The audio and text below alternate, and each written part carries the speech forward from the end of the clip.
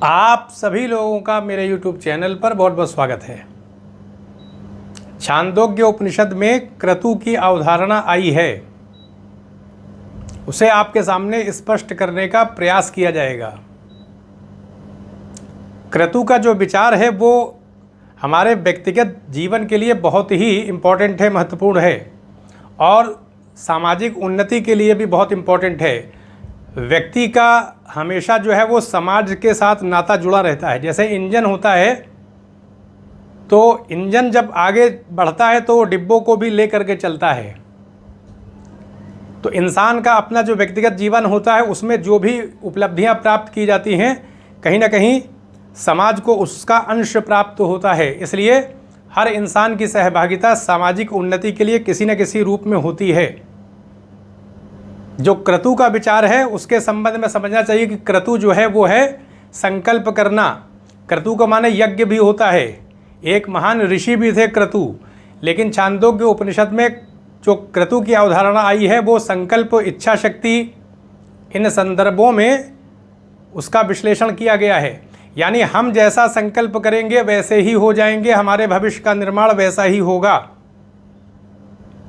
अब जब संकल्प हम किसी विषय का करते हैं तो किसी न किसी चीज़ को प्राप्त करने का हमारा प्रयास होगा। जैसे अगर किसी ने ये टारगेट बनाया कि हमको IAS में सफलता प्राप्त करनी है, UPSC के एग्ज़ाम की तैयारी करनी है, ये एक संकल्प ले लिया।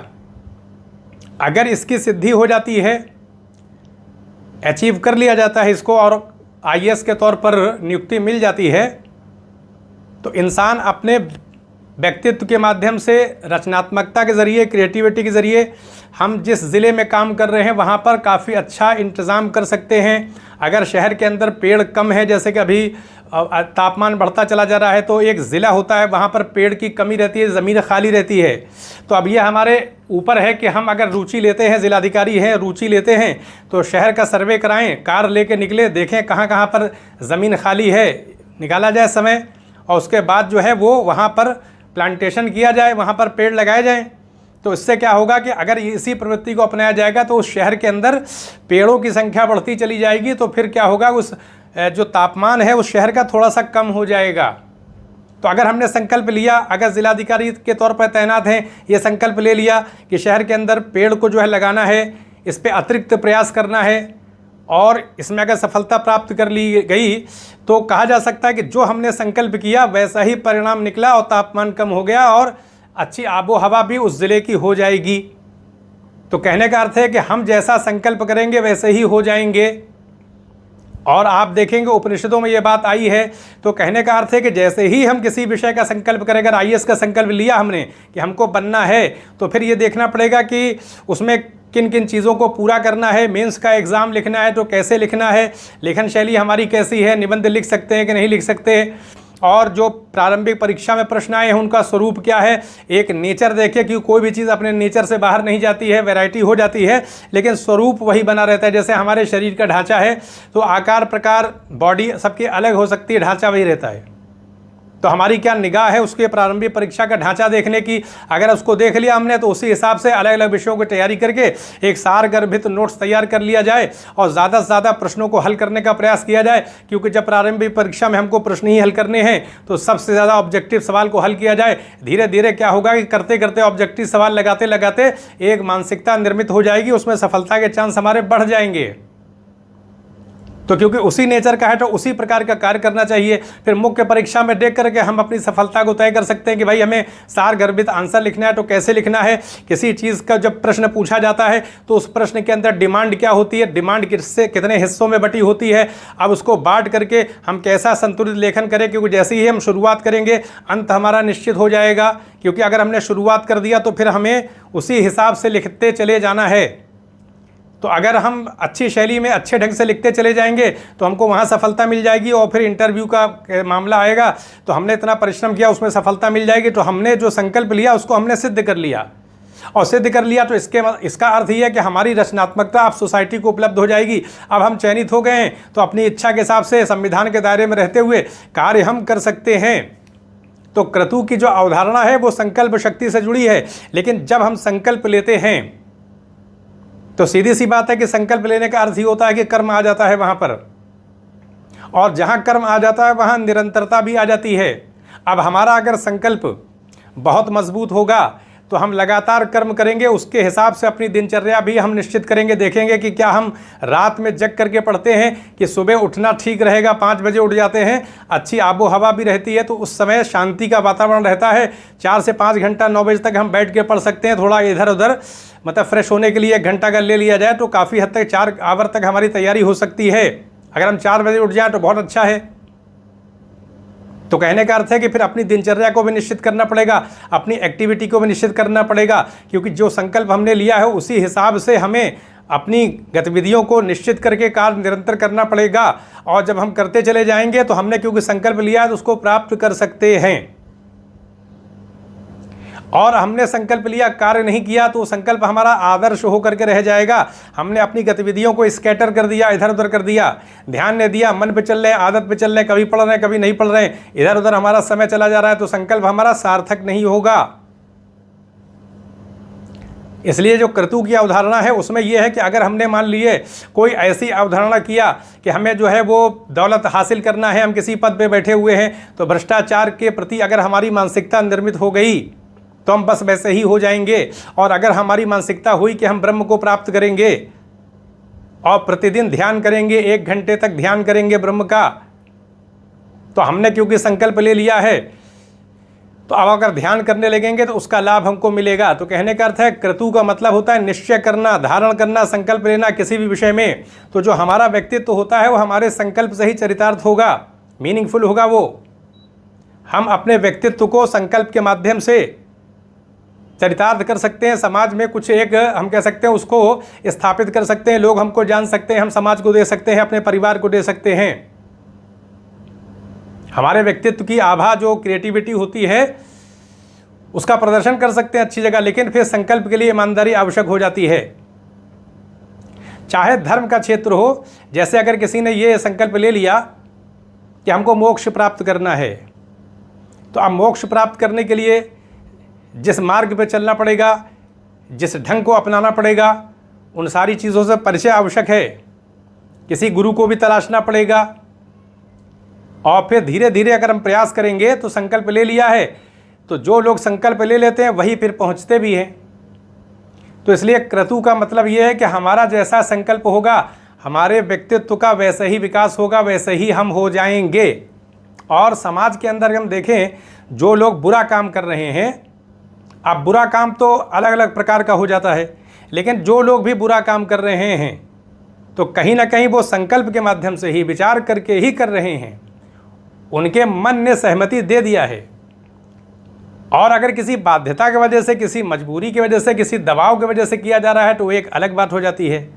लेकिन इंसान की जो स्वतंत्रता होती है वो निरंतर उसके संकल्प से जुड़ी रहती है। हम लगातार संकल्प करते रहते हैं और उसी संकल्प के हिसाब से हम चलते रहते हैं। संकल्प इतना त्वरित होता है, इतनी कह सकते हैं इतना फास्ट होता है कि हमें अपने संकल्प का भी पता नहीं चलता है, लेकिन हम लगातार संकल्प की प्रक्रिया को पूरा करते हैं, एग्जीक्यूट करते रहते हैं।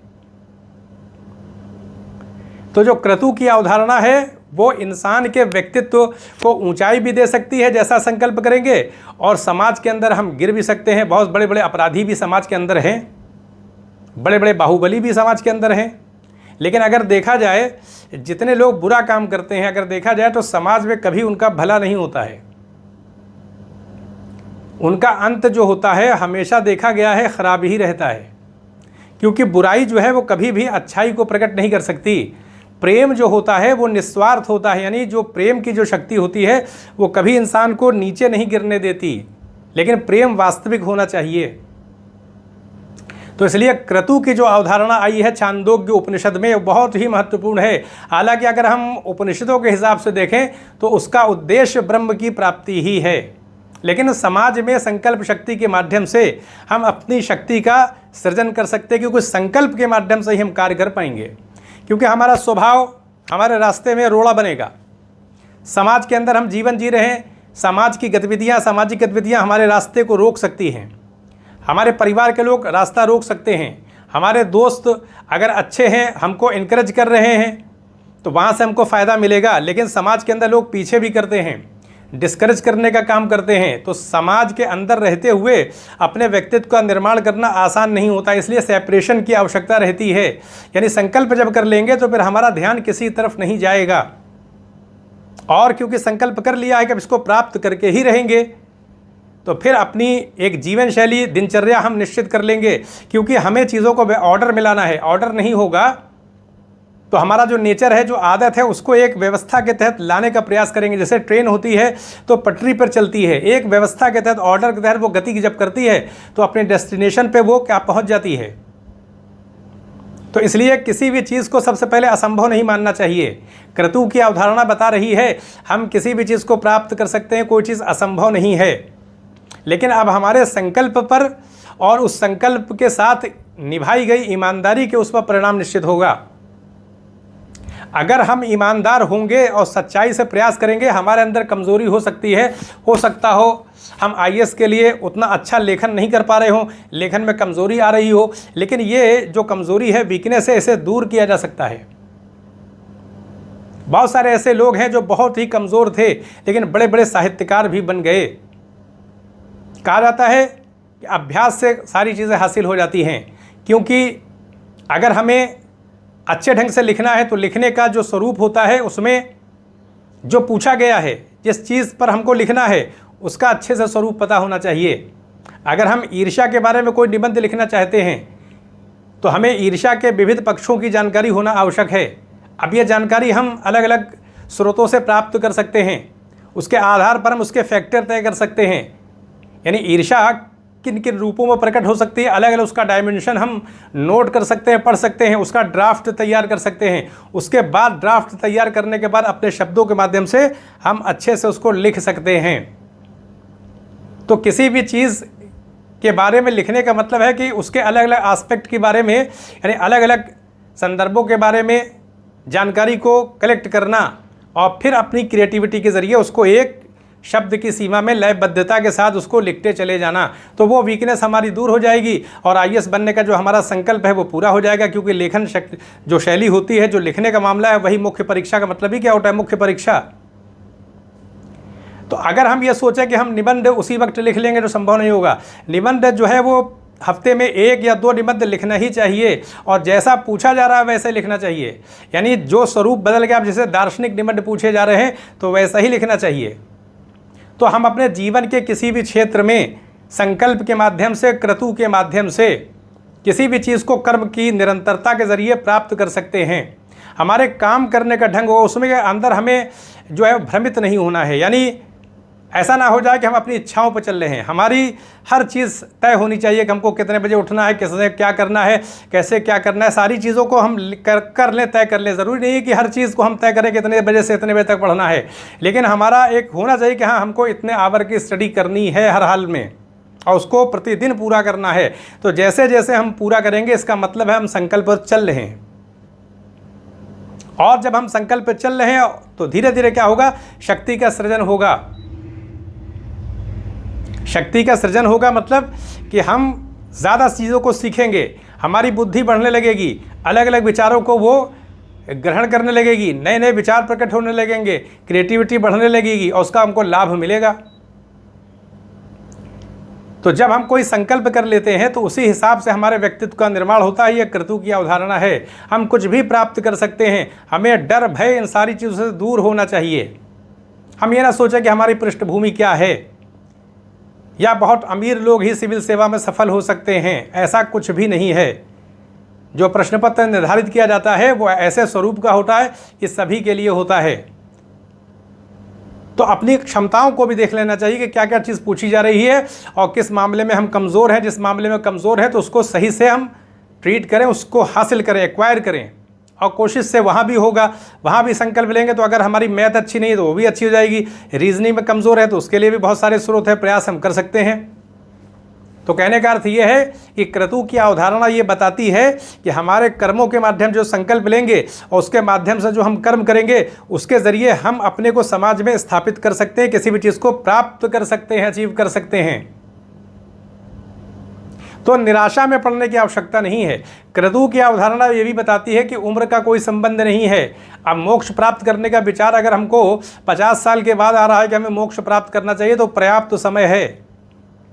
जब हमारा हृदय निर्मल हो जाता है, हमने गलत काम न किया हो, क्योंकि अगर हम गलत काम कर चुके हैं तो पश्चाताप करना पड़ेगा, फिर जो संचित कर्म हो चुके हैं उसको कहीं ना कहीं मिटाना पड़ेगा, उसका प्रभाव रहता है। क्योंकि अगर हमारे ज़रिए अन्याय किया गया है तो संचित हो जाता है। अमूर्त रूप में हम कह सकते हैं, जैसे ऑनेस्टी को हम देख नहीं सकते, तो उसी आधार पर हमारे जो भी गलत काम होते हैं वो आंखों से उनको देखा नहीं जा सकता, लेकिन उनका संचय हमारे हार्ट में, अंतःकरण में हो जाता है।